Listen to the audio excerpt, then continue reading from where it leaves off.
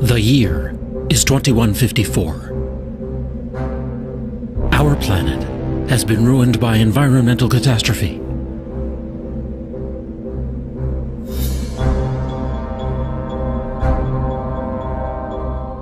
In the movie Avatar, greedy prospectors from Earth descend on the world of an ancient hunter-gatherer people named the Na'vi. Their home is a lush moon far beyond our solar system named Pandora. Could such a place exist? And could our technology and our appetite for exploration one day send us hurtling out to reach it? In fact, the supposed site of this fictional solar system is one of our most likely real interstellar targets, until a better destination turns up. Pandora orbits a fictional gas planet called Polyphemus. Its home is a real place, Alpha Centauri, the brightest star in the southern constellation of Centaurus. At 4.37 light-years away, it's part of the closest star system to our Sun. Alpha Centauri is actually two stars, A and B. One slightly larger and more luminous than our own Sun, the other slightly smaller. The two stars orbit one another, swinging in as close as Saturn is to our Sun, then back out to the distance of Pluto. This means that any outer planets in this system, anything beyond, say, the orbit of Mars, would likely have been pulled away by the companion and flung out into space. For this reason, Alpha Centauri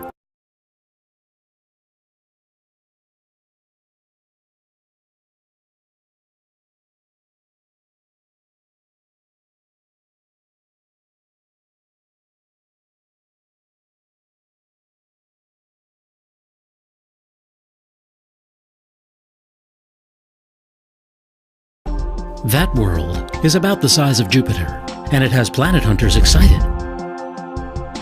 Perhaps 2/3 of all the stars in our galaxy are in so-called binary relationships. That means there could be many more planets in our galaxy than astronomers once assumed. At least 3 teams are now conducting long-term studies of Alpha Centauri, searching for slight wobbles in the light of each companion star that could indicate the presence of planets. If they find a planet that passes in front of one of the stars, astronomers will begin intensive studies to find out what it's like.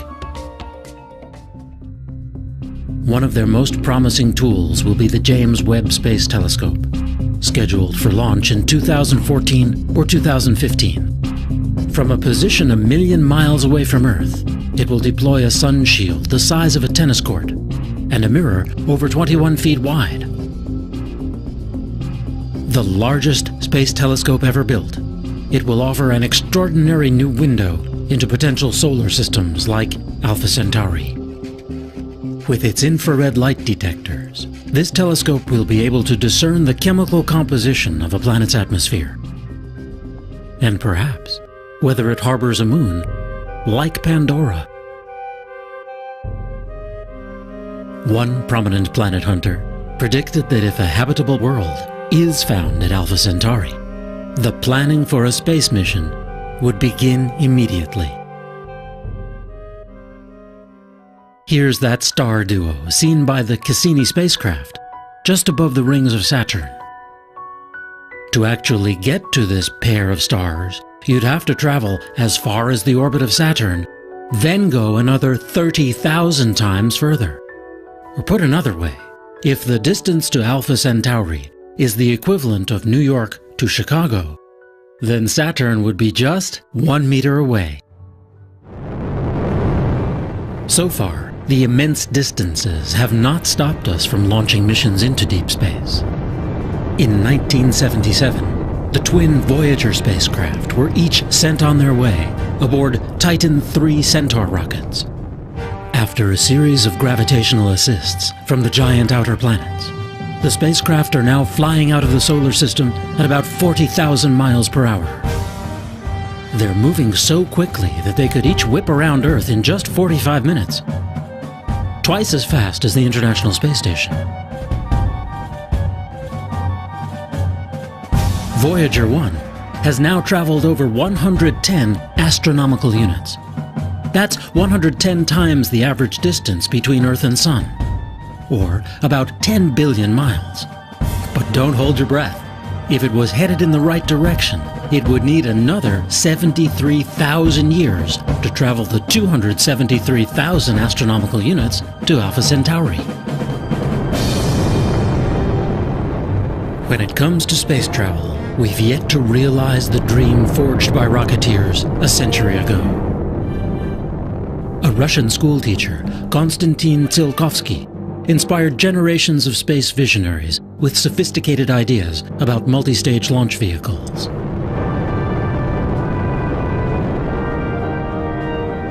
He imagined the construction of space stations in Earth orbit, and eventually vast permanent space colonies. In time, he predicted, we'd evolve into a whole new species, Homo cosmicus.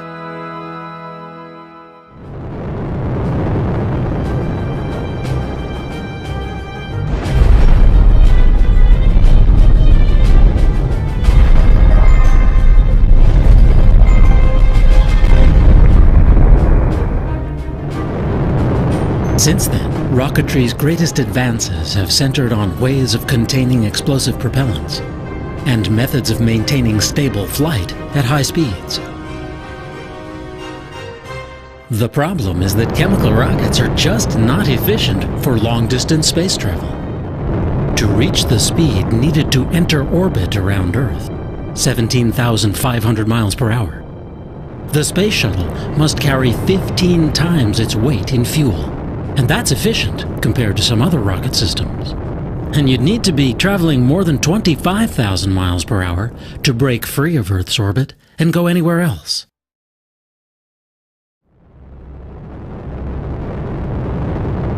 A NASA study showed that to send a space shuttle-sized craft to Alpha Centauri in 900 years would take an unbelievable amount of fuel, 10 to the 137th kilograms of rocket propellant.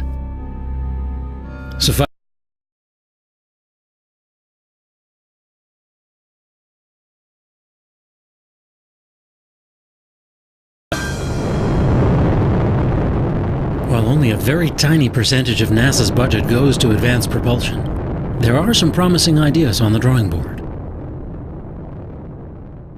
Rockets powered by nuclear fuel, or plasma, a supervolatile gas. Huge sails pushed along by the pressure of photons from the sun. Ion drives.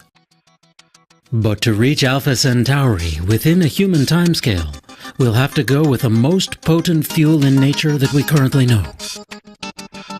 It's the science fiction fuel of choice, antimatter.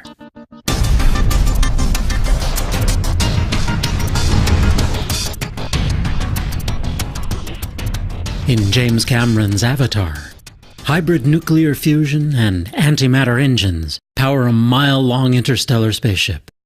At a speed of 670 million miles per hour, this vehicle makes the journey to Alpha Centauri in just 6 years. Antimatter really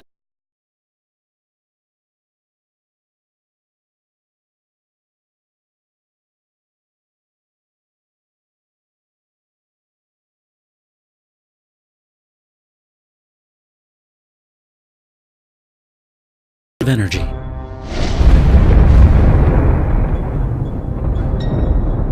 Large amounts of antimatter were created and destroyed in the fiery dawn of our universe, the Big Bang. But somehow, in one of the great mysteries in science, we were left with a universe whose visible substance is almost all normal matter.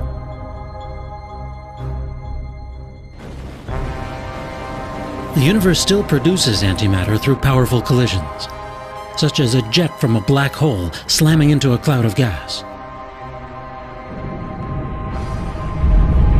When matter and antimatter obliterate one another, they emit gamma radiation that we can then detect with instruments such as the Fermi Gamma Ray Space Telescope. Fortunately, black holes aren't the only way to generate antimatter. In giant labs, like the Large Hadron Collider, scientists accelerate atoms to nearly the speed of light.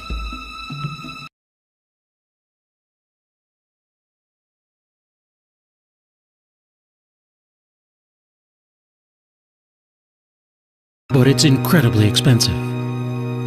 With a dedicated facility, the cost of producing it might come down far enough to produce usable amounts. And that's the hope of one researcher. Dr. Gerald Smith has been working for over a decade to find a way to trap this volatile substance and store it in isolation from the rest of the universe.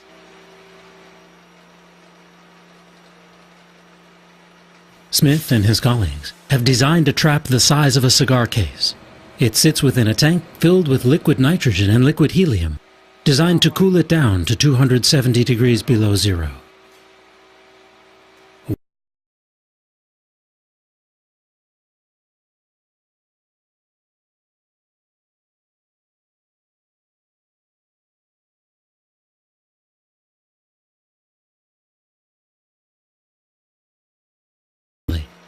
That makes it tough to store more than a few at a time. This team now believes it may have discovered a pathway to storing large amounts over longer periods of time. Their solution lies in combining positrons with electrons, forming an element called positronium. In theory, with the right magnetic fields, these electrically neutral atoms might be held indefinitely. When released under controlled conditions, ultra-high energy antimatter beams could turn out to be ideal cancer killers, or lead to revolutionary industrial applications. Or perhaps, one day, they could power long-distance spaceflight. It wouldn't take much. Antimatter is so potent that it defies common sense. A chunk the size of a small coin could propel the space shuttle into orbit. Smith estimates that once in low Earth orbit, a human mission to Mars would take as little as 10 milligrams worth. The basic idea of an antimatter rocket is simple.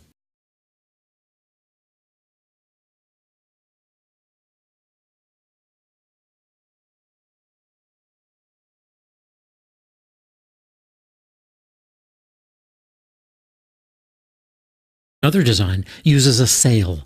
A cloud of antimatter particles reacts explosively to its surface, propelling it forward.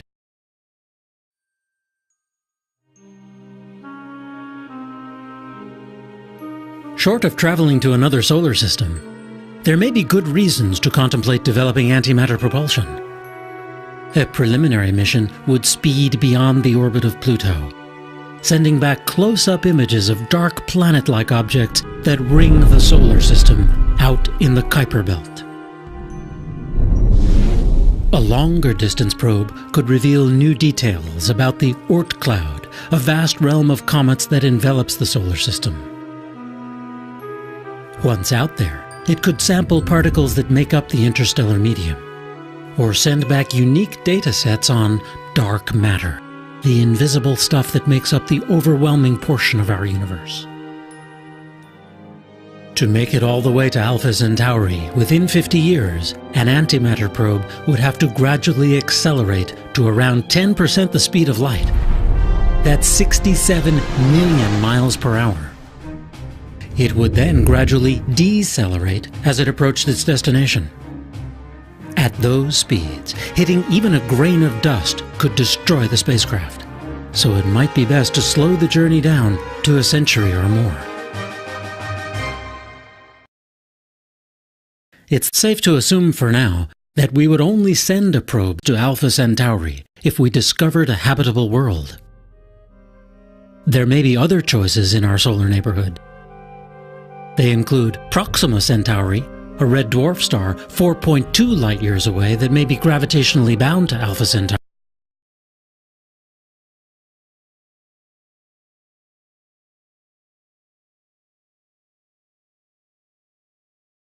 Or there's Lalande 21185, a red dwarf 8.3 light-years away. We already know it has 2 Jupiter-sized planets. There are at least 22 stars within 12 light-years of Earth. And any way you look at it, the first interstellar voyage will be a quantum leap for humanity. The urge to reach out to distant horizons, to climb the highest peaks, to push ourselves past our perceived limits, seems to be a vital part of what makes us human. Yet, explorers of old set off not just because it was there. At times it was greed, hunger, fear, or despair that propelled them outward from their homelands and allowed them to endure their long journeys. Whether we attempt to make this leap to the stars may come to depend on how we regard this planet. To the physicist Stephen Hawking, the journey is imperative. "I don't think the human race," he said, "will survive the next 1,000 years unless we spread into space. There are too many accidents that can befall life on a single planet." Indeed, we can't foresee the impact of wars, social upheaval, or the course of human civilization in coming centuries.